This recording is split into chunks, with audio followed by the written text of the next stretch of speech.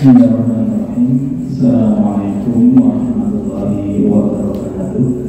Waalaikumsalam warahmatullahi wabarakatuh.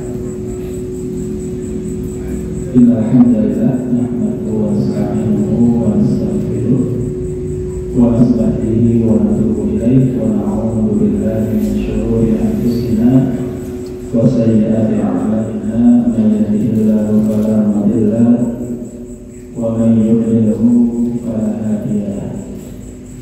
Asyhadu an la ilaha illallah wahdahu la syarika lahu wa asyhadu anna Muhammadan abduhu wa rasuluhu la nabiyya wa la rasula ba'dahu. Allahumma shalli wa sallim ala hadzal nabiyyil karim wa ala alihi wa ashabihi wa man tabi'ahum bi ihsanin ila yaumiddin. Usini wa iyyakum bi taqwallah kama qala Allah ta'ala fi kitabihil karim. A'udzu billahi minasyaitonir rajim. Bismillahirrahmanirrahim. Ya ayyuhalladzina amanu taqullaha haqqa tuqatih wa la tamutunna illa wa antum muslimun. Wa qala Rasulullah sallallahu alaihi wasallam, ittaqillaha haitsu kunta wa atbi'is sayyi'ata hasanatan tamhuha wa khaliqin nas bi khuluqin hasanin. Amma ba'du. Ma'asyiral muslimin, hadirin wa hadirat Bapak Ibu, saudara jamaah kajian malam Rabu Masjid Al-Falah rahimani wa rahimakumullah.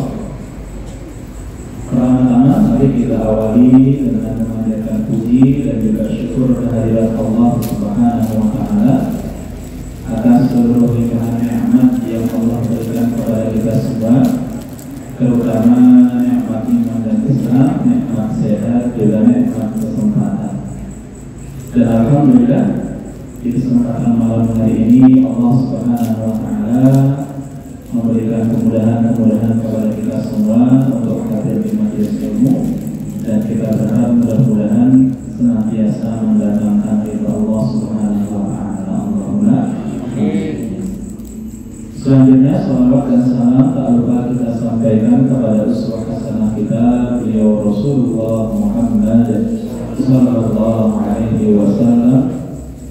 Begitu juga kepada segenap keluarga beliau, para sahabat dan juga umat beliau yang senantiasa istiqomah di dalam mengamalkan sunnah-sunnah beliau dengan baik hingga yaumil qiyamah. Dan kita berharap semoga kita semua termasuk umat yang beruntung yang akan mendapatkan syafaat beliau pada yaumil qiyamah nanti. Allahumma amin. Jemaah sekalian rahimakumullah, bersama-sama pada kesempatan malam hari ini kita akan membahas tentang tema tazkiyatun nufus, tema pensucian jiwa dalam hal ini yaitu bahaya sombong. Yang dimana jemaah rahimakumullah, sebagaimana kita ketahui bersama bahwasanya kesombongan itu membahayakan sekaligus juga membinasakan. Kita tahu bagaimana iblis laknatullah alaih itu dilaknat oleh Allah Subhanahu wa taala sampai dengan hari kiamat. Sebabnya adalah karena kesombongan. Kita juga tahu bagaimana Fir'aun Allah Subhanahu wa taala tenggelamkan di Laut Merah. Itu juga sebabnya adalah karena kesombongan. Fir'aun yang mengakui dirinya sebagai Tuhan yang maha tinggi, Fir'aun yang merasa tidak ada yang lebih tinggi darinya, Fir'aun yang kemudian dia berbuat semena-mena di atas penderitaan rakyatnya, maka kemudian Allah Subhanahu wa taala binasakan Fir'aun. Semakin Fir'aun sombong, semakin dekat adab Allah Subhanahu wa taala kepadanya. Begitu juga dengan Qarun. Qarun itu sinten Pak Bu? Halo. Benderawan Fir'aun. Benderawan Fir'aun. Iya, jadi Qarun ini adalah sosok ya, yang dimana dia menyatakan inna ma'utiruhu ala ilmin indi. Dia merasa kalau harta benda yang dimilikinya itu semata-mata karena ilmu, karena kehebatan yang ada pada dirinya. Jadi dia merasa ya, dia sukses di dalam perniagaannya, memiliki harta benda yang banyak, itu adalah semata-mata karena kehebatan sinten dirinya sendiri. Korun sombong, maka kemudian Allah Subhanahu wa Ta'ala menggenapkan korun dan juga harta benda yang dimilikinya. Sampai-sampai hari ini kita menyebut kalau ada harta yang tertimbun kemudian kita temukan sebagai harta nomor harta harun ya, sangat harta kirun itu. Jadi Allah, ini sebuah gambaran-gambaran bagi kita sekalian betapa sombong itu membinasakan, betapa bahayanya kesombongan. Maka jamaah rahimahullah, Allah Subhanahu wa Ta'ala berfirman di dalam surat Luqman ayatnya ayat ke-18. Yang situ Allah Subhanahu wa Ta'ala menyatakan a'udzu billahi minasyaitonir rajim wa la tusaghir khaddaka lin-nasi wa la tamshi fil ardi maraha innallaha la yuhibbu kulla mukhtalin fakhur. Dan janganlah engkau palingkan ya, khaddakan itu artinya pipi, janganlah engkau palingkan pipimu. Ya, tapi sekali diartikan jangan engkau palingkan wajahmu ya, linnas, karena sombong terhadap manusia. Istilahnya saat ini melengos. Janganlah kamu ketika bertemu dengan orang lain karena merasa sombong kemudian apa Bapak Ibu melengos. Wala tamshi fil ardi marha, dan janganlah engkau berjalan di atas muka bumi ini marha, dengan sikap angkuh. Innallaha la yuhibbu kulla mukhtalin fakhur. Sesungguhnya Allah tidak menyukai setiap orang yang sombong lagi membanggakan diri. Nah, di sini di dalam ayat ini Bapak Ibu jamaah rahimahullah, Allah Subhanahu wa Ta'ala melarang kesombongan, sekaligus Allah Subhanahu wa Ta'ala menyatakan bahwasanya Dia tidak menyukai setiap kesombongan, dan juga Allah Subhanahu wa Ta'ala tidak menyukai setiap orang yang membanggakan diri. Sebab jamaah rahimahullah, pada umumnya sombong dengan membanggakan diri ini satu kesatuan. Jadi sikap sombong dengan sikap ujub ini biasanya menyatu baru. Di satu sisi orang menyombongkan diri, di sisi lain pasti dia membanggakan atau Bapak Ibu dirinya. Maka ya, kita pahami bersama bahwasanya apa? Allah Subhanahu wa Ta'ala tidak menyukai ya, artinya Allah Subhanahu wa Ta'ala membenci ya orang-orang yang sombong. Di dalam surat An-Nahl ayat 23 ya, Allah Subhanahu wa Ta'ala dengan jelas menyatakan innahu la yuhibbul mustakbirin. Sesungguhnya Dia Allah Subhanahu wa Ta'ala tidak menyukai orang-orang yang menyombongkan diri. Jelas di sini Allah Subhanahu wa Ta'ala tidak menyukai setiap orang-orang yang menyombongkan diri. Dan hadirin wa hadirat Bapak Ibu jamaah rahimahullah, mari kita sadari bersama kalau sombong ini adalah bentuk daripada warisannya iblis laknatullah alaihi. Ya, warisan itu baru iblis. Ya.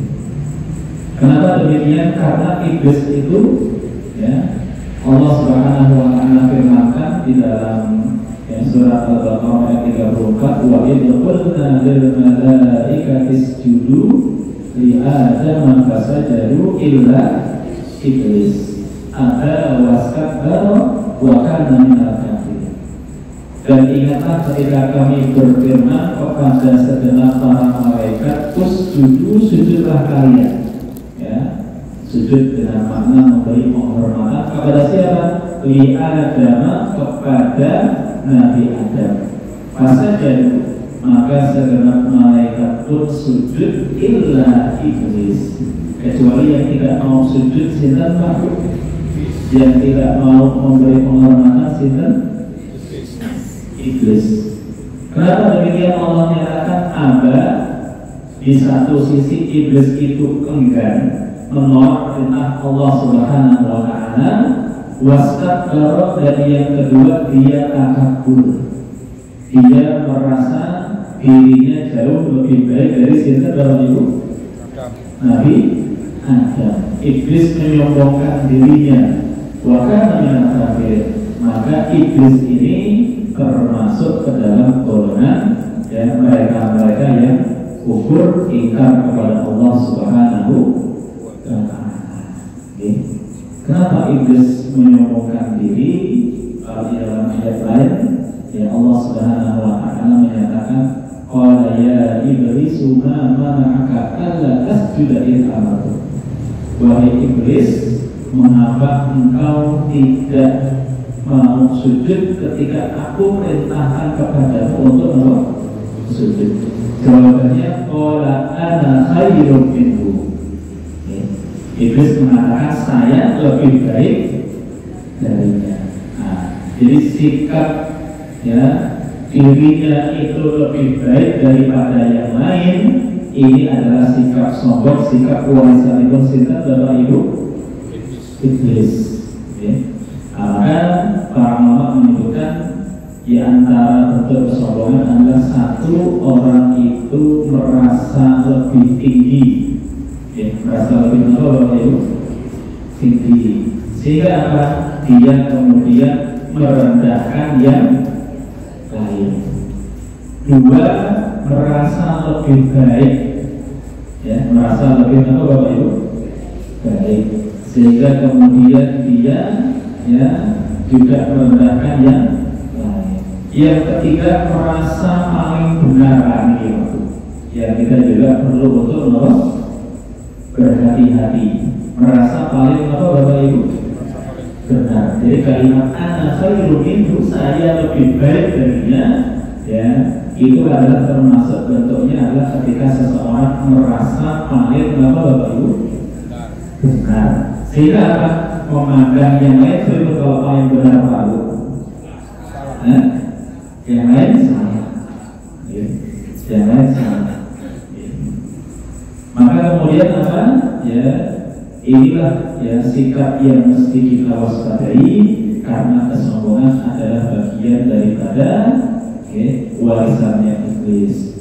Bahkan, ya, kalau Nabi Adam begitu beliau menyelisihi perintah Allah Subhanahu wa taala, Nabi Adam itu bersegera mengakui kekurangan-kekurangannya, bersegera mengakui kesalahan-kesalahannya di hadapan Allah Subhanahu wa taala.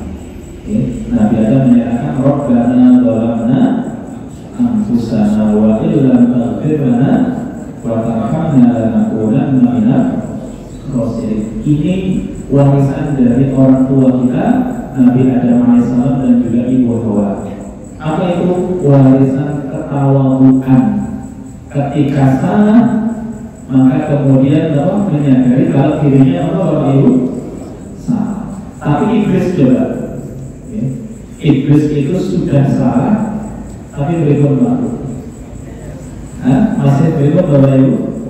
Nah itu, karena iblis itu sombong, mengatakan ana khairu minhu, saya lebih baik darinya. Bahkan dia berargumen di hadapan Allah Subhanahu wa taala. Padahal Allah Subhanahu wa taala itu tidak butuh argumen, Pak. Allah itu kalau memerintahkan sesuatu yang dibutuhkan dari hamba-hambanya, nama Bapak Ibu, sami'na wa ata'na. Kami dengar, kami taati. Nah, Iblis mengatakan khalaqtani min nar wa khalaqtahu min tin. Selain dia menyatakan dirinya lebih baik dari Adam, dia berargumen kalau Allah menciptakannya dari apa Bapak Ibu? Api. Sementara Adam tercipta dari tanah. Yang menurut Iblis api lebih baik dari apa? Tanah. Kenapa tadi? Karena kesombongannya, sikap takaburnya. Dan tidak sampai di situ, ya. Ketika Allah Subhanahu wa taala usir iblis dari surga, ya, qala fahbil minha fa innaka rajim wa inna 'alaika la'nati ila yaumiddin. Ya, Allah Subhanahu wa taala usir iblis dari surga, bahkan Allah menyatakan laknat Allah kepada iblis itu sampai dengan hari apa itu? Iblis tetap terima waktu.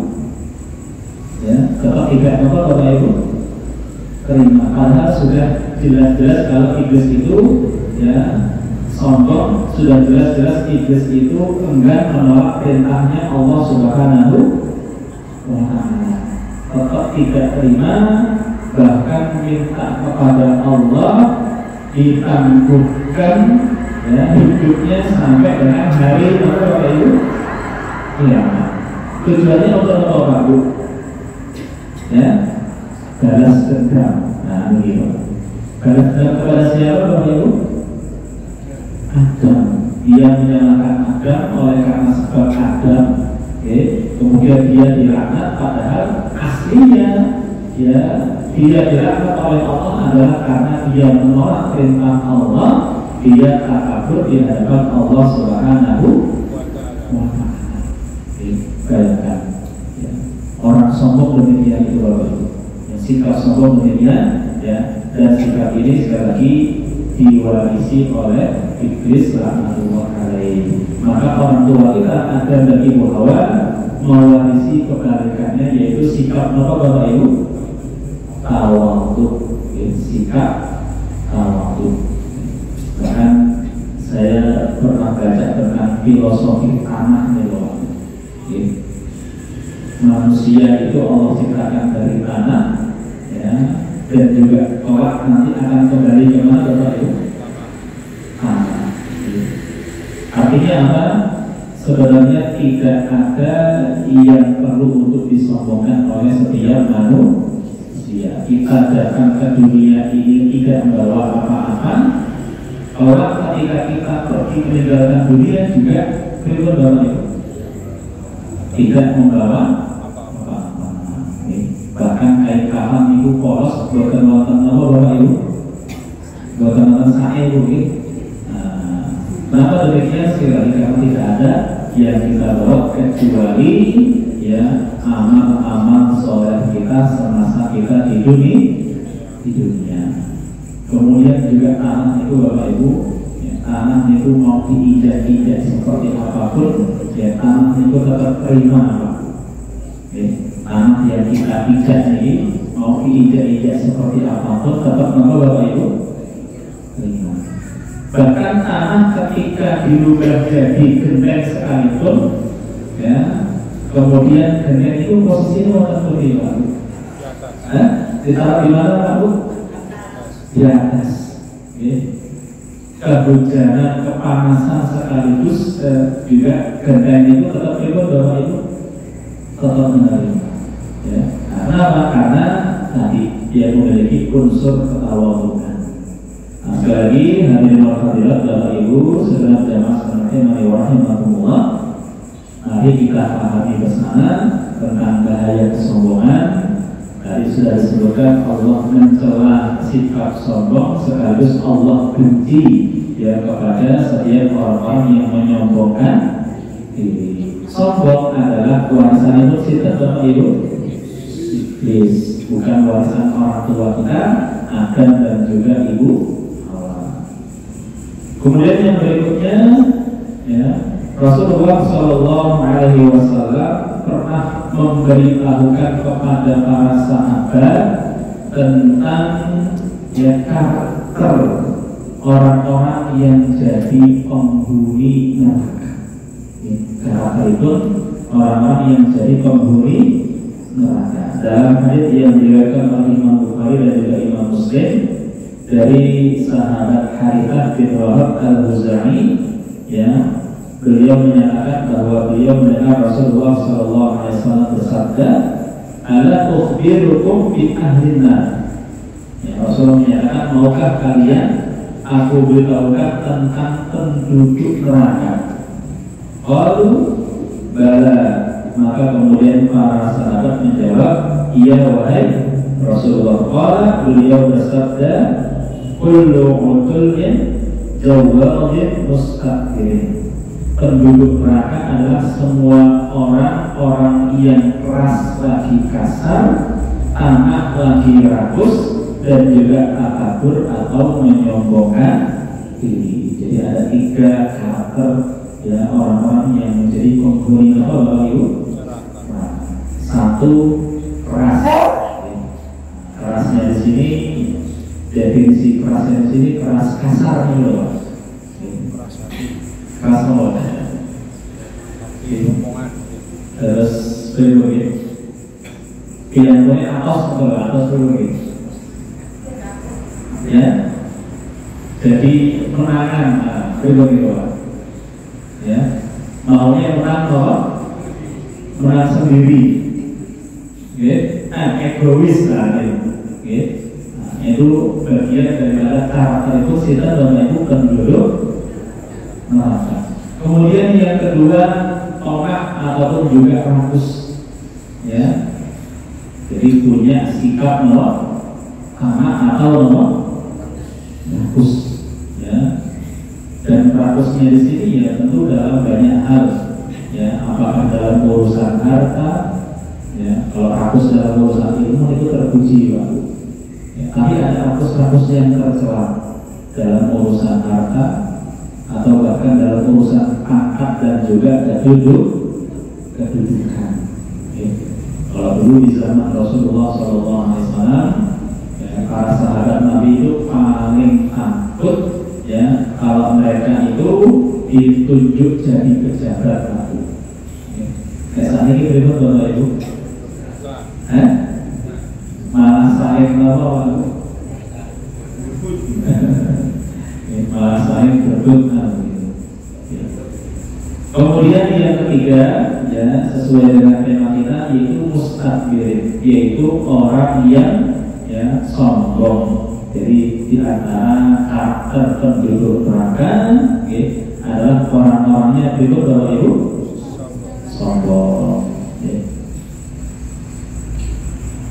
Kemudian hadirin wa hadirat Bapak Ibu, sebagaimana jemaah rahimakumullah, mari kita pahami tentang hakikat daripada kesombongan. Nah, di sini ada satu hadis Nabi SAW, ya, yang diriwayatkan oleh Imam Muslim dari sahabat Abdullah bin Mas'ud radhiyallahu anhu, dari Nabi SAW, beliau bersabda, la yadkhulul jannata man kana fi qalbihi mithqala dzarratin min kibrin.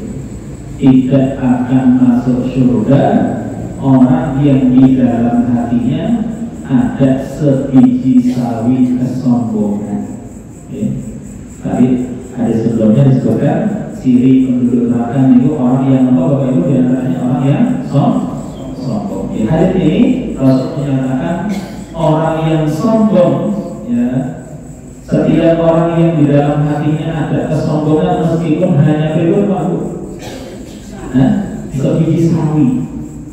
Artinya meskipun kesombongan itu hanya kesombongan kecil sekalipun, disebut oleh Rasulullah SAW bahwasanya orang tersebut tidak akan masuk neraka Bapak Ibu surga. Nah, selanjutnya qala rajulun, maka ada seorang yang bertanya, innar rajula yuhibbu an yakuna qalbuhu hasanah wa naqluhu hasanatan. Wahai Rasulullah, ada orang-orang yang suka pakai pakaian yang bagus, suka pakai sandal yang bagus.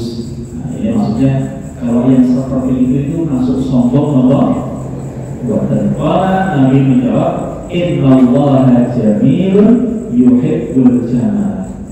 Sesungguhnya Allah itu menyukai keindahan. Sesungguhnya Allah itu adalah yang maha indah, dan Allah menyukai apa Bapak Ibu? Keindahan.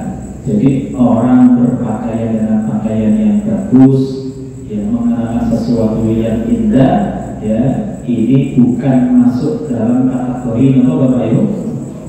Sombong. Al-kibru, kemudian Nabi menjelaskan yang dimaksud sombong itu, kesombongan hakikatnya adalah batrul haqqi wa ghamdun nas. Ya, sombong itu adalah satu, batrul haqqi, menolak kebenaran. Dan yang kedua, wa ghamdun nas, dan meremehkan orang lain. Jadi sombong yang pertama adalah dimaknai oleh Rasulullah, hakikat kesombongan itu menolak kebenaran. Maka kalau kita dapatkan ulama-ulama zaman dulu, Bapak Ibu jamaah rahimakumullah, mereka itu ketika ada kebenaran hatta dari anak kecil sekalipun, kalau itu yang dikatakannya adalah sebuah kebenaran, ya pasti diterima. Ya. Sebagaimana Imam Abu Hanifah pernah beliau, ya, ketika ada anak kecil yang main di kubangan air, ya, beliau menasihatkan pada anak-anak, hati-hati, ya, khawatir nanti kalian terpeleset jatuh. Maka kemudian anak kecil tadi mengatakan, wahai Imam, kalau terpelesetnya kami, ya, cuma sekedar kotor, ya, jatuh ke dalam kubangan air ini. Tapi terpelesetnya ulama, terpelesetnya ahli ilmu, ya, itu bisa membahayakan dirinya dan juga membahayakan orang lain, dan akan masuk ke dalam kubangan api neraka. Jadi kebenaran bukan ini Pak, kebenaran ya. Anak kecil kan yang berbicara demikian, beliau terima sebagai sebuah kebenaran, kemudian beliau menangis. Saat ini kita melalui latihan sepuh, sehingga dari itu lari lebih atau waktu kita itu berikut Pak. Kesulitan. Ada orang yang merasa pengalamannya sudah sudah makan apa? Garam kehidupan, ya, merasa ilmunya sudah jauh lebih banyak, pengalamannya sudah jauh lebih banyak. Begitu ada anak muda, ya, menyampaikan satu kebenaran, ya, kalau ada kesombongan di dalam hatinya, ya, maka orang tersebut akan menolak kebenaran. Atau ketika seorang tersebut menolak kebenaran, maknanya adalah ada kesombongan di dalam hatinya. Maka sekali lagi ini menjadi, ya, hakikat daripada kesombongan, yaitu satu, menolak apa Bapak Ibu? Menolak kebenaran. Dan saya dapat Pak, ada orang, ya, hadisnya yang dikaji sama, hadisnya yang dikaji sama, ya, permasalahannya cuma yang menyampaikan orang yang berbeda, Pak. Ya, ketika yang menyampaikan itu ustadznya sendiri dari golongannya, itu hadis itu diterima. Tapi kalau yang menyampaikan dari bukan golongannya, meskipun hadisnya sama, pemahamannya sama, itu material. Kita seperti ini Pak. termasuk kesombongan benar. Padahal karirnya apa? Sama, pemahamannya sama. Cuma beda siapa yang apa Bapak Ibu? Menyampaikan. Ya, nah, maka ini juga perlu kita waspadai. Kenapa? Karena yang demikian ini termasuk bagian daripada kesombongan. Nah, jadi perlu kita berhati-hati dari menolak kebenaran. Ya, kebenaran itu datangnya dari siapapun, wajib untuk kita apa Bapak Ibu? Terima. Hadits Abu Hurairah yang menyebutkan tentang ya keutamaan keutamaan ayat kursi. Ya. Abu Hurairah pernah ya 3 malam berturut-turut beliau itu ketika ditugasi untuk jaga Baitul Mal, 3 malam berturut-turut ada sosok pencuri yang mencuri mengaku ya orang yang sangat butuh ya, keluarganya kelaparan dan sebagainya ya, mau dilaporkan kepada Rasulullah ya, kemudian orang itu mengiba, dilepaskan. Malam kedua datang lagi, mencuri lagi, ditangkap lagi, mengiba lagi, dilepaskan. Malam ketiga datang lagi, mencuri lagi. Nah, Abu Hurairah nggak mau melepaskan, tapi kemudian ada orang lagi menyebutkan ya tentang keutamaan ayat apa Bapak Ibu? Kursi. Ya, nah, di pagi harinya ya itu disampaikan kepada Rasulullah Shallallahu Alaihi Wasallam. Ya, Rasulullah bertanya, wahai Abu Hurairah, tahukah engkau siapa 3 malam berturut-turut yang datang kepadamu itu? Ya, Rasulullah mengatakan data syaitan, itu adalah sinten makhluk setan. Kali ini dia benar. Kalau malam sebelumnya dia mengatakan keluarganya kelaparan dan sebagainya, dia bohong. Tapi malam ketiga ketika setan mengajari kepada Abu Hurairah tentang keutamaan ayat kursi, siapa yang membaca ayat kursi, misalnya akan mendapatkan penjagaan dari Allah Subhanahu wa Ta'ala. Rasul menyatakan kali ini dia benar. Bayangkan kata dari situ ini setan sekalipun kalau ini kebenaran kita harus katakan apa Bapak Ibu? Harus katakan benar. Ya, kenapa? Ya, karena kalau kita menolak sekali lagi, ya itu sebagai ciri berikut Bapak Ibu. Sombong, menolak kebenaran. Apalagi kalau cuma sekedar orang yang usianya di bawah kita, ya, atau kalau dulu waktu saya masih tinggal di perumahan, waktu ngajar di salah satu sekolah di Bekasi, ya. Ngajar di salah satu SPID di Bekasi itu, ya. Nah itu ketara sekali antara orang-orang lama dengan orang-orang apa Bapak Ibu? Baru, ya. Mau orang lama mau orang baru ketika berada di masjid itu semuanya punya hak yang sama. Ya sama-sama mari memamerkan apa Bapak Ibu? Masjid. Jangan kemudian itu bilang nyaran bagi sing apa? Sing malah sing merasa apa? Ya. Padahal sekali lagi itu fasilitas umum yang disediakan sama-sama dimakmurkan. Mau baru mau lama semuanya punya hak yang sama. Jadi jemaah rahimahullah, kata dari setan sekalipun kalau itu kebenaran maka statusnya wajib untuk kita terima sehingga kita terhindar dari ciri kesombongan, yaitu menolak kebenaran. Kemudian yang kedua Rasul menyebutkan wabah nas, ciri orang yang sombong adalah apa? Meremehkan orang lain, yang merendahkan ya orang lain. Maka sikap meremehkan merendahkan orang lain, Bapak Ibu jemaah rahimahumullah, ini sebenarnya tidak lain dan tidak bukan karena kita merasa lebih dari itu. Merasa apa Bapak Ibu?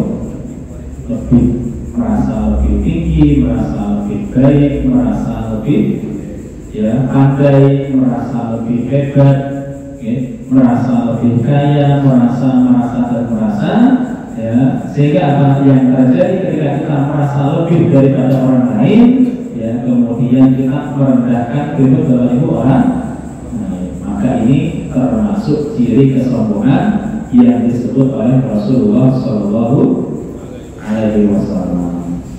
Hadirin hadirat Bapak Ibu jemaah sekalian rahimahullah, ya, ciri-ciri kesombongan tadi, ya, ini sudah semestinya, ya, untuk kita, ya, hindari bersama supaya apa, ya, supaya kita tidak terjatuh, ya, ke dalam kubangan kesombongan yang telah disebut oleh Rasulullah SAW.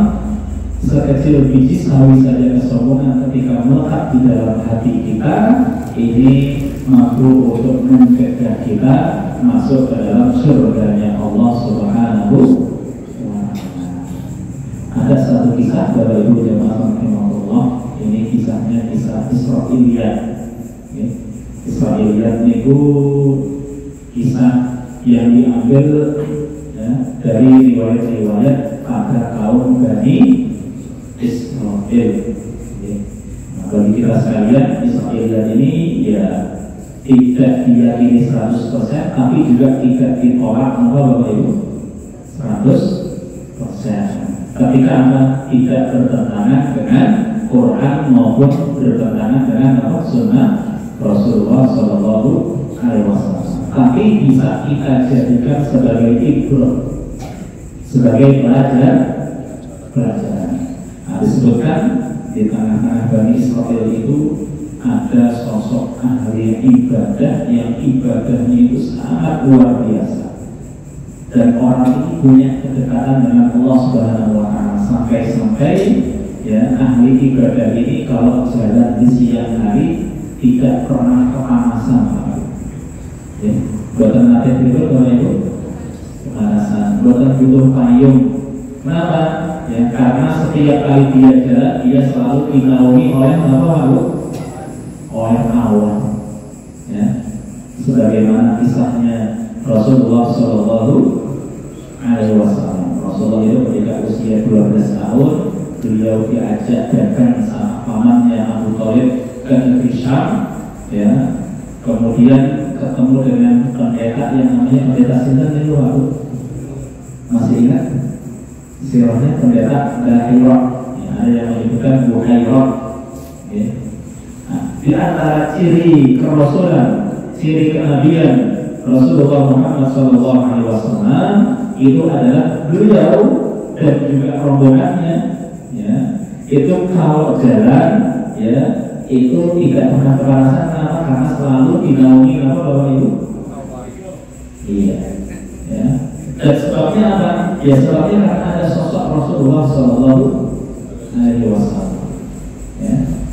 Nah, ini di antara ciri kenabian Rasulullah SAW. Tadi di tengah-tengah Bani Israel ada yang mirip seperti ini, Pak. Ya, ahli ibadah, saking luar biasa ibadahnya sampai-sampai Allah berikan keistimewaan kalau dia berjalan di siang hari selalu dilindungi dengan awan. Nah, di sisi lain ada ahli maksiat yang maksiatnya itu juga kotoran, nih. Maksiatnya itu sangat sangat masyhur di tengah-tengah masyarakat. Nah, di suatu hari dua-duanya ini papasan, Pak. Apa itu? Papasan apa? Kembali lagi, ya. Bertemu ketukan, ya. Bertemu berpapasan, ya. Dan kedua-duanya sama-sama menolehkan wajahnya, sama-sama mengos, ya. Sama-sama apa Bapak Ibu? Tapi melengosnya ahli ibadah dengan ahli maksiat ini beda, ya. Yang ahli maksiat ini melengos karena dia merasa malu di hadapan Allah Subhanahu Wa Taala, ya. Kok ada orang yang ibadahnya luar biasa sementara dirinya itu selalu maksiat, malu kepada Allah, ya. Jadi melengosnya itu karena, ya, didasari karena malunya kepada Allah. Dia tidak sanggup melihat orang yang ahli ibadah sementara dirinya berlumur dengan dosa. mengakui kekurangannya. Nah, sementara ahli ibadah tadi ketika memos di dalam hatinya itu merasa lebih baik dari orang yang maksiat. Dia nggak suki melihat wajahnya orang yang suka apa Bapak Ibu maksiat. Ya. Dia merasa dirinya dengan ibadah-ibadahnya jauh lebih baik daripada orang yang maksiat. Nah, karena ada sedikit kesombongan di dalam hati ahli ibadah tadi, ternyata kemudian ketika kedua-duanya telah pergi, awan yang tadinya menaungi ahli ibadah itu pindah. Pindah kayak begini Pak. Kayak orang yang ahli maksiat. Ya, bahkan ya dosa-dosanya ahli maksiat diampuni oleh Allah Subhanahu wa taala, ya, dan kemudian ya ibadah-ibadahnya ahli ibadah tadi itu semuanya menjadi sia-sia. Ya, karena sedikit apa Bapak Ibu? Kesombongan. Kira-kira bahaya betul ini Pak sombong ini. Bahaya betul Bapak Ibu? Bahaya. Dulu di zaman tabi'in, ya, saya lupa namanya siapa, ya, ada seorang ya di kalangan tabi'in, ini beliau bangun malam, ya, tahajud, kemudian bangunkan putranya, ya. Putranya dibangunkan pada malam itu, terus kemudian kedua-duanya melaksanakan sholat Bapak Ibu tahajud. Ya. Kemudian putranya tadi ya, mengatakan ya, karena melihat rumah-rumah tetangga yang lain itu masih gelap, ya, maksudnya masih gelap itu karena orangnya masih pada Bapak Ibu tidur. Wahai ayah, ya, lihatlah orang-orang yang masih terlelap di dalam tidurnya, kan begitu. Ya, ini dia ucapkan ya tadi karena ada kesombongan, ya, ingin memamerkan ayat kita ini loh sudah tahajud sementara orang-orang masih tidur. Ya. Maka ayahnya mengatakan, nah, ya, memperingatkan kepada anaknya tadi, nah, andai engkau tidur dan baru terbangun di pagi hari, kemudian engkau merasa menyesal tidak bisa bangun tahajud, itu jauh lebih baik bagimu dibandingkan engkau bangun tahajud dengan perasaan apa Bapak Ibu? Sombongan. Ya. Perasaan merasa lebih baik daripada yang lain, sehingga meremehkan yang lain. Ya. Maka dalam rahimahullah, ya, orang-orang soleh terdahulu, ya, mereka adalah orang-orang yang punya kesadaran. Kesadaran apa? Kesadaran kalau mereka dimudahkan dalam sesuatu itu semata-mata bukan karena kehebatan mereka, tapi semata-mata adalah karena ya mereka mendapatkan hidayah dari Allah Subhanahu wa Ta'ala. Jadi kalau panjenengan saya Bapak Ibu, ya, kita kok Allah berikan kemudahan istiqomah sholat jamaah, jangan sampai kemudian kita ada perasaan merasa lebih baik daripada orang yang tidak sholat Bapak Ibu jamaah. Ya. Kenapa demikian? Ya, karena sebenarnya kita itu istiqomah bisa sholat jamaah bukan karena kita yang hebat, tapi karena apa Bapak Ibu? Hidayah dari Allah Subhanahu wa Ta'ala. Allah yang memberikan kemudahan-kemudahan kepada kita untuk bisa istiqomah sholat berjamaah. Begitu juga ya, kita semangat untuk kolaborasi ini, jangan sampai ada perasaan di dalam hati kita merasa lebih baik waktu ini loh, keluarga itu lagi loh pun ngaji, tinggalannya tombol itu sing dereng ngatain waktu. Jangan sampai kita merasa lebih Bapak Ibu baik, ya, karena sejatinya tidak ada yang mengetahui hakikat kemuliaan seseorang di hadapan Allah Subhanahu wa Ta'ala. Jadi apa yang terlihat yang dohir ini belum tentu Bapak Ibu jemaah Allah itu nilainya ya di hadapan Allah Subhanahu wa taala itu sama. Ya, sebagaimana tadi disebutkan oleh ya seorang ulama tabi'in tadi, andai putranya itu tidur dari malam sampai dengan pagi baru bangun, kok nggak bisa tahajud, menyesal itu jauh lebih baik daripada bangun tahajud kok dengan perasaan apa Bapak Ibu? Perasaan sombong. Apalagi nanti waktu Bapak Ibu jemaah Allah, Rasulullah Shallallahu Alaihi Wasallam ini menyebutkan tentang ciri ya daripada orang yang sombong. Satu tadi ya, yaitu menolak kebenaran. Yang kedua itu merendahkan orang lain. Ya. Allah Subhanahu wa taala berfirman di dalam surat Al-Qasas ayat 83. Jadi mengingatkan kepada kita sekalian, a'udzubillahi minasyaitonir rajim, tilka darul akhirah, itulah negeri akhirat. Naj'aluha lilladzina la yuriduna 'uluwan fil ardi. Kami jadikan negeri akhirat itu untuk orang-orang yang tidak ya menghendaki ketinggian di atas muka bumi, wala fasada, dan tidak pula ya merusak di atas muka bumi, wal 'aqibatu lil muttaqin, dan adalah kesudahan yang baik itu bagi orang-orang yang bertakwa. Di dalam ayat ini Bapak Ibu yang Allah, Allah mengingatkan kalau negeri akhirat itu Allah peruntukkan untuk siapa Pak? Untuk orang-orang yang tawadhu, orang-orang yang rendah hati, bukan untuk orang-orang yang apa Bapak Ibu? Sombong. Terus kalau itu pada dengan sedaya menghendaki menginginkan keselamatan di akhirat, menghendaki kebaikan-kebaikan di akhirat, ya, maka ketika kita menapakkan kaki di atas muka bumi ini, maka mari ya kita rendahkan hati kita sadari bahwasanya kita ini adalah pribadi yang lemah, tidak ada kebaikan pada diri kita kecuali ya kebaikan itu Allah Subhanahu wa taala jadikan kemudahan bagi kita sekalian, kecuali kita mendapatkan hidayah dari Allah untuk bisa melakukan kebaikan.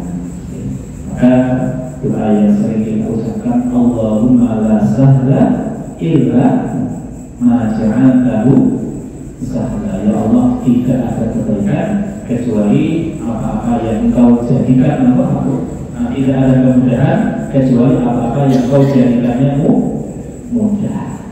Artinya apa? Ya, dari semuanya kita kembalikan kepada Allah Subhanahu wa ta'ala. Kemudian jemaah rahimahumullah, Allah Subhanahu wa ta'ala juga mengingatkan dalam surat An-Nahl ayat 53, wa ma bikum min ni'matin fa min Allah. Apapun yang ada pada diri kalian berupa kenikmatan fa min Allah, maka semua kenikmatan yang ada pada diri kalian itu fa min Allah. Sumber itu saking pundi Bapak Ibu? Saking Allah Subhanahu wa ta'ala. Jadi setiap kenikmatan yang ada pada diri kita ini adalah sumbernya dari Allah Subhanahu wa ta'ala. Maka ketika kita sudah menyadari hal ini, ya sekali lagi Bapak Ibu yang rahimahullah, tidak ada rasa-rasanya yang pantas untuk kita sombongkan. Dan yang rahimahullah, Rasulullah Shallallahu Alaihi Wasallam ya di sini juga menyebutkan ya keutamaan lawan dari sombong, yaitu ya tawadhu ataupun juga rendah hati. Ya. Yang pertama, sebelum kita masuk pada hadis Nabi Shallallahu Alaihi Wasallam yang diriwayatkan oleh Imam Muslim, ya pertama di sini disebutkan dalam surah Al-Furqan ayat 63, Allah menyanjung ibadur rahman. Jadi kalau ada sekalian hadis akhir apa nih? Ibadur rahman, ibadur rahman. Allah menyebutkan tentang ciri ibadur rahman dalam surat Al-Furqan ayat 63, ciri yang pertama adalah wa ibadur rahmanil ladzina yamshuna fil ardi 'alal ardi hauna wa idza khatabahumul jahiluna qalu salama. Ya, ibadur rahman, hamba-hamba Allah yang maha pengasih, ya, adalah orang-orang yang berjalan di atas muka bumi dengan rendah hati. Terus kalau kita mau diakui sebagai hamba-Nya Allah, ya, maka cirinya adalah harus berjalan di atas muka bumi ini dengan apa, Bapak Ibu? Rendah. Kata Rasulullah itu kalau kita nyebut hamba di keraton itu kata itu abdi dalam, ya, abdi dalam itu kalau jalan di depan kerajaan itu jalannya dengan apa itu? Congkak atau jalannya dengan apa, Pak? Mundur-mundur itu, Pak. Bahkan congkak ya, Pak. Kenapa demikian? Ya, karena merasa ya beliau itu adalah rajanya dan dirinya sebagai apa? Abdi tadi. Maka di surat Al-Furqan ayat ke-63 Allah menyatakan ciri hamba-hambanya Allah, ciri kaulan Allah Subhanahu wa Ta'ala, ibadur rahman, itu adalah orang yang berjalan di atas muka bumi dengan rendah apa Bapak Ibu? Rendah hati.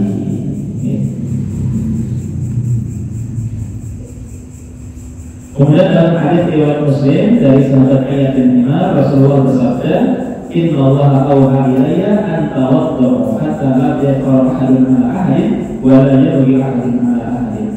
Sesungguhnya Allah mewahyukan kepadaku agar kalian bersikap rendah hati, bersikap tawadhu, hingga tidak seorang pun yang bangga atas orang lain dan tidak ada seorang pun yang berbuat aniaya terhadap orang lain.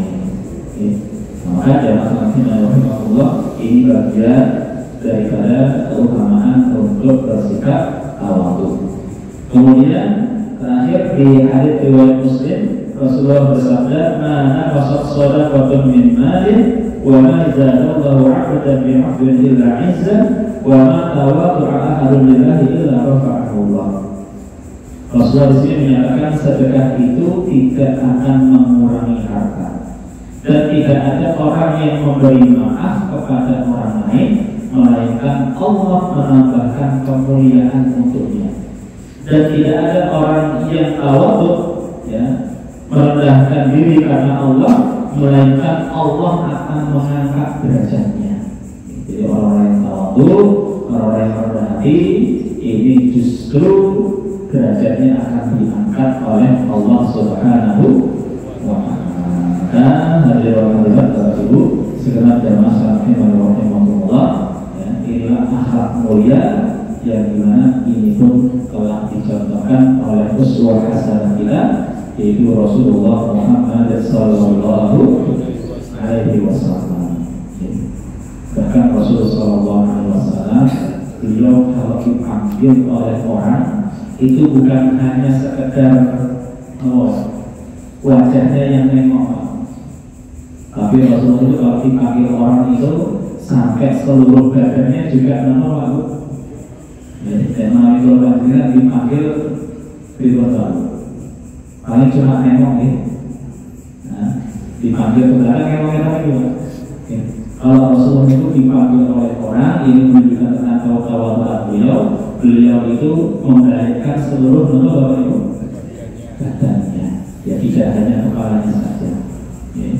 Bahkan masyhur juga ketika Rasulullah SAW beserta, ya, puluhan ribu kaum muslimin dari Madinah, ya, kemudian mampu untuk menaklukkan Mekah, ya, menaklukkan Mekah pada peristiwa Fathul Makkah, ya, Fathul Makkah itu, ya, maka kemudian Rasulullah itu masuk ke dalam kota Mekah itu bukan dengan menggunakan kepala beliau, tapi justru dengan tertunduk, ya, dengan tertunduk.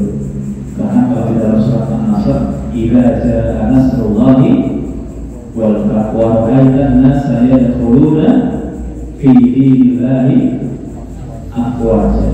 Dikatakan ya pertolongan Allah dan juga kemenangan, dan engkau melihat manusia berbondong-bondong masuk ke dalam agama Allah. Maka apa perintahnya Allah? Fasabbih bihamdi rabbika wastaghfir innahu kana tawwaba. Allah disuruh perintahkan untuk mensucikan siapa Allah, memuji Allah Subhanahu wa taala, bahkan minta ampun kepada Allah Subhanahu wa taala, dan itu dilakukan oleh Rasulullah Sallallahu Alaihi Wasallam. Ya, mendapatkan kemenangan tidak kemudian berbangga diri, tapi justru semakin apa Bapak Ibu? Ya, semakin tunduk, semakin tawadhu di hadapan Allah Subhanahu wa taala. Termasuk juga ya sahabat Abu Bakar As-Siddiq, ya, beliau itu punya panglima yang sangat luar biasa, ya, dan ini sudah sejak di zaman Rasulullah Sallallahu Alaihi Wasallam. Punya panglima perang yang setiap kali memimpin perang itu strateginya sangat jitu, gak pernah kalah. Siapa ini Abu? Sahabat Khalid bin Walid. Ya, suatu ketika ya ada orang ya beliau khawatir ada kesombongan. Ya, kalau Khalidnya sudah jelas, ya, insya Allah beliau ini orang yang istimewa, orang yang luar biasa. Ya, tapi beliau khawatir kaum muslimin yang lain loh. Ya, wah, kalau kita komandannya Khalid, ya orang mungkin beliau baru kalahkan gitu loh. Nah, untuk menjaga hati kaum muslimin supaya tidak ada kesombongan di dalam hatinya dan supaya tidak ada sandaran kepada selain siapa? Allah Subhanahu wa taala. Ya, pokoknya kalau Khalid yang jadi panglima menang. Ya. Nah, akhirnya Abu Bakar menggantikan Khalid, menjawab Khalid jadi pasukan biasa, diangkat anak muda yang minim pengalaman namanya Usama bin Zaid untuk menjadi panglima pada saat itu. Ya, bayangkan lagi. Bagaimana hasilnya? Hasilnya ternyata kaum muslimin juga mendapatkan kemenangan. Nah, ini supaya apa? Supaya menjaga hati kaum muslimin agar tidak bersikap sombong karena punya panglima yang beda. Demikian Allah. Mudah-mudahan dari uraian-uraian tadi yang bisa menjaga hati kita, ya kita semakin memahami bahaya kesombongan, dan penting bagi kita sekalian untuk selalu merendahkan diri kita di hadapan Allah serta merendahkan hati kita di hadapan sesama hamba-hamba Allah Subhanahu wa taala. Masih tersisa sedikit waktu, barangkali ada pertanyaan, monggo kita buka sesi pertanyaan.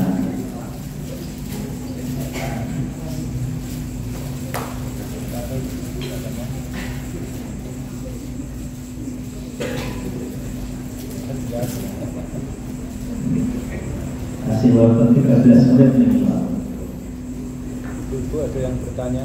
Bapak atau ibu-ibu mau melalui. Kalau pria itu kategori sombong ya? Pria. Pria, ya. Ini mitnya manfaat.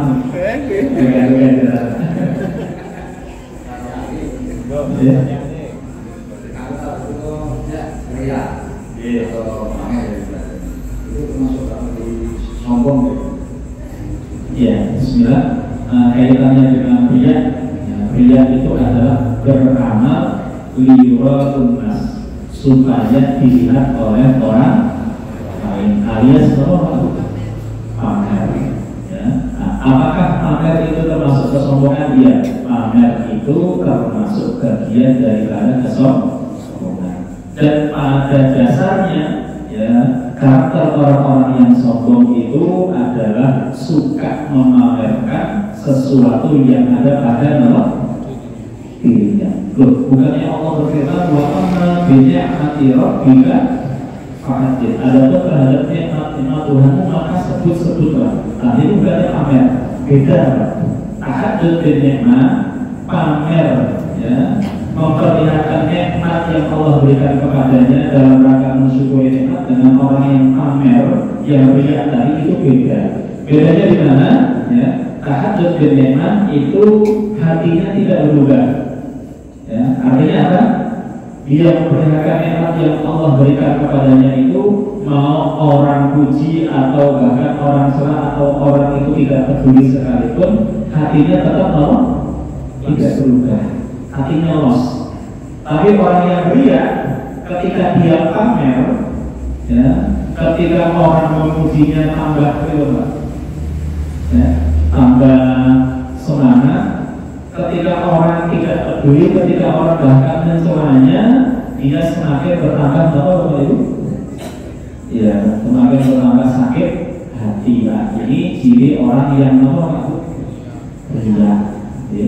Maka riya itu bagian, tetap masuk bagian daripada ciri kesombongan. Ya, kalau hari ini istilahnya flexing, Pak. Ya, jadi hari ini banyak orang-orang yang flexing tadi, ya, jadi memamerkan apa namanya segala sesuatu yang dimilikinya, yang padahal ya itu bukan miliknya banyak itu, ya. Nah, cuma hanya sekedar pencitraan atau bahasanya hari ini ya personal branding, nah, ya. Dengan pamer-pamer sedemikian rupa di blog. Jadi, coba ataupun pamer ya.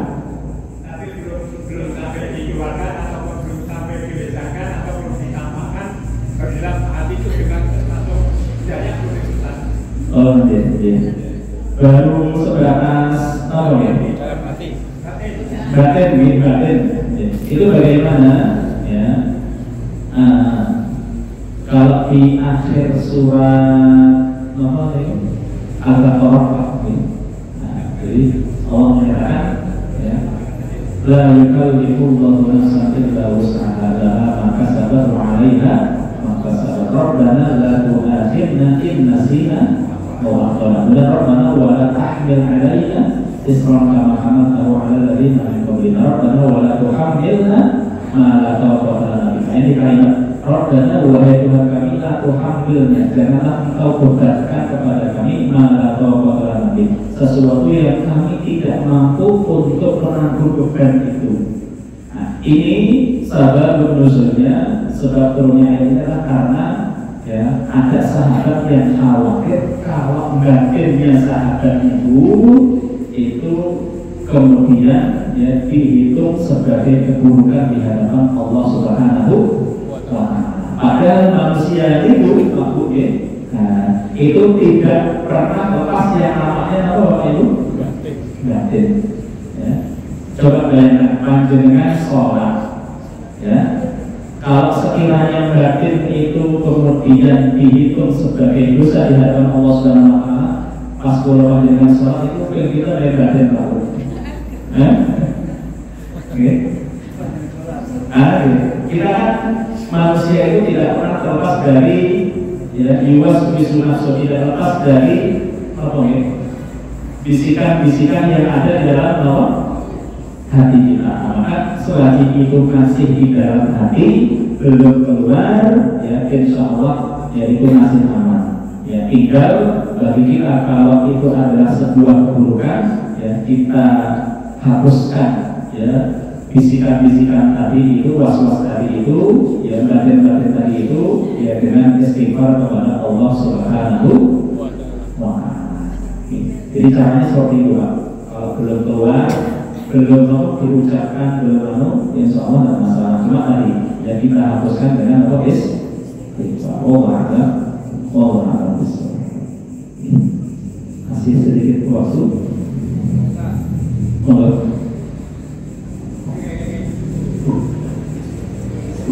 Assalamualaikum warahmatullahi wabarakatuh.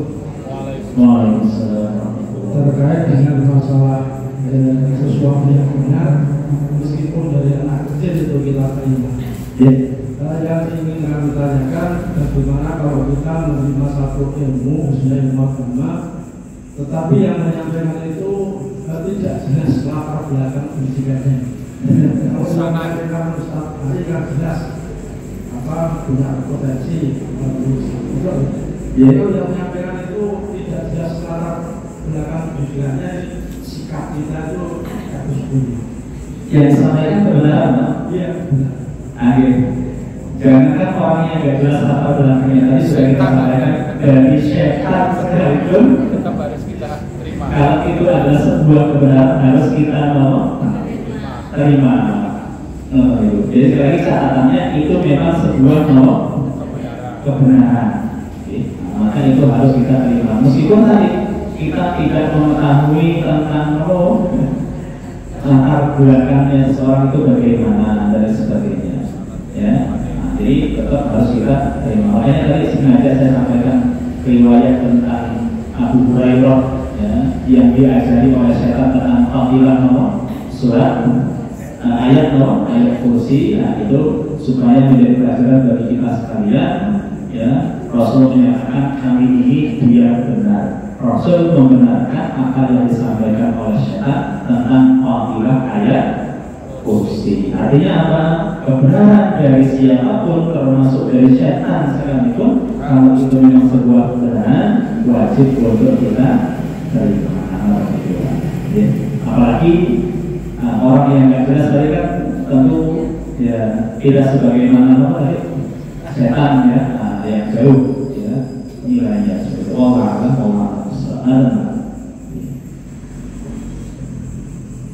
ya. Kalau saya mendapatkan ya tadi saya ceritakan ada orang yang ya kalau bukan saking ustadznya itu bukan nanti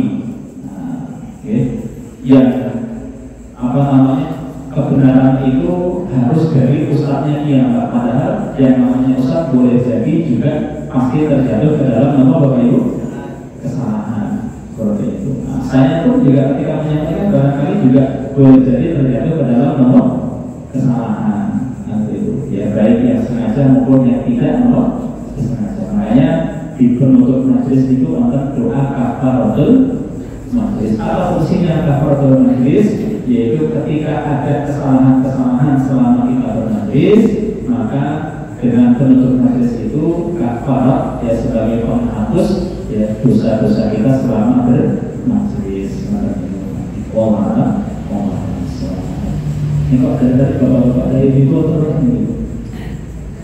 Alhamdulillah kita berada dalam kita.